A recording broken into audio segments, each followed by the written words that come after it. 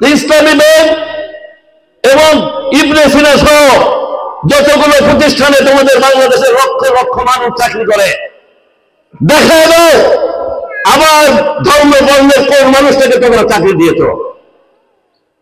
যারা সিভিল করে, যারা জামাত ইসলাম করে, তারা ছাড়া চাকরি পায় না।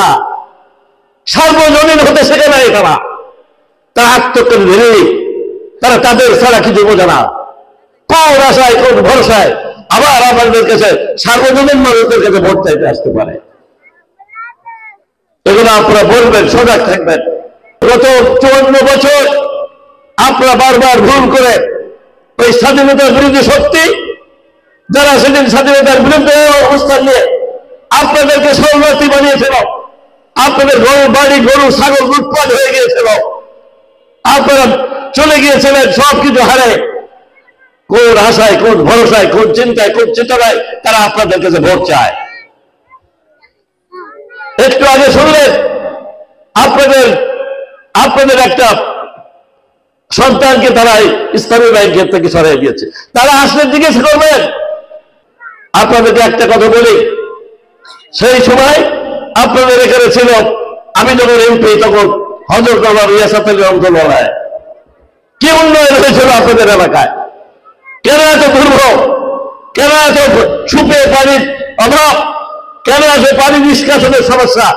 কেন এত রাস্তার দুর্ভোগ? কেন স্বাস্থ্য কমপ্লেক্সের দুর্ভোগ? কেন উন্নয়ন হয় নাই? কেন টেকসই বাঁধ হয় নাই?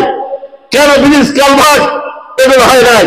যে দেখে আসেন দেবাটা কালীগঞ্জে, আপনাদের সম্প্রদায় তো বাস করে এই পার্শ্ববর্তী থেকে সুবর্ণপাল হৃদয় টাকা, আপনার সোজা টাকা উত্তর পাড়ার দক্ষিণ পাড়ার কমলপুর, আপনার বাজুয়া টাকা, আপনার জামরাইল মৌখালী, আপনার কৃষ্ণনগর সোতা, আমার মৌতলার কালিকাপুর, বেলবাড়ি, পরবন্ধকালী, লক্ষ্মীনাথপুর, আর আপনার মধুরেশ্বরের আপনার দেয়া সহ আপনার সব জায়গায় আপনার যে খুঁজে দেখে আসেন।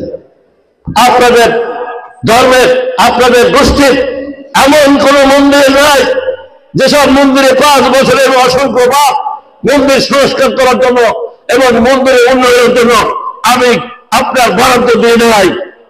শুধু তাই নয়, এই দুর্গা পূজার সামনে দাঁড়িয়ে বলছি,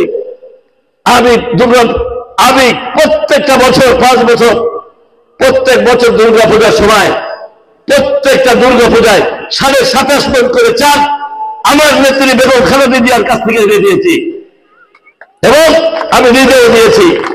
যেখানে দিয়েছি সেখানে আমার নিজের তহবিল থেকে দিয়েছি, আবার সরকার থেকে এনে দিয়েছি।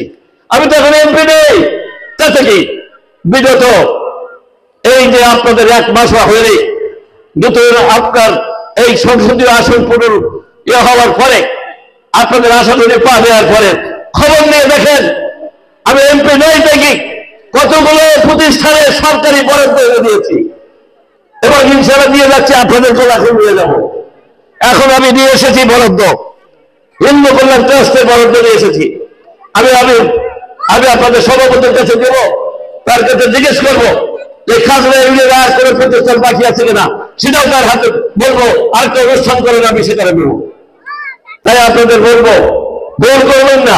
ভুল অতীতে করেছেন, আজকে কাঁচা রাস্তা হাঁটতেছেন। ভুল অতীতে করেছেন, 5000 বিঘা জমিতে ধান হয় না, পানি নিষ্কাশনের অভাবে। ভুল অতীতে করেছেন, সুপ্রিয় পানি পাচ্ছেন না। ভুল অতীতে করেছেন, 31 শয্যা বিশিষ্ট হাসপাতালে যে ঠাই পান না। ভুল অতীতে করেছেন, আপনার ভেড়িবাদ ভেড়ে আপনার ফসল নষ্ট হয়ে যায়। ভুল অতীতে করেছেন বলে আপনারা বারবার আপনাদের অধিকার থেকে বঞ্চিত হন। আপনাদের এই 5ই আগস্টের পরে আমি শুনেছি যে কি পরিমাণ আপনাদের পরে জুলুম অত্যাচার অবিচার নির্যাতন নিপীড়ন হয়েছে।